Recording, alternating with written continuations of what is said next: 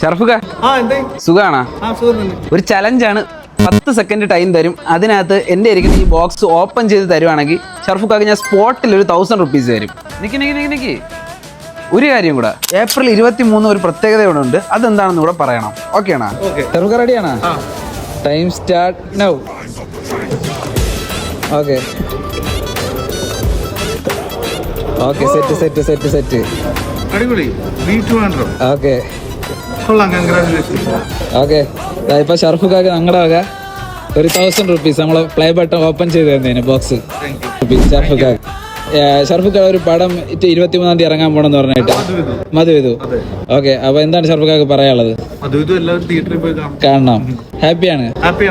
അല്ല, എനിക്ക് ഞാൻ പറയട്ടെ, ഇതിപ്പോ ഒരു വിഷുവായിട്ട് ഞാൻ പറയണത് വെച്ച് കഴിഞ്ഞാൽ നിങ്ങളുടെ ഏറ്റവും ഇതായിട്ടുള്ള 5 ഫോളോവേഴ്സിന് എന്റെ വക വിഷു കൈനീട്ടായിട്ട് ടിക്കറ്റ് ആയിട്ട് കൊടുക്കട്ടെ.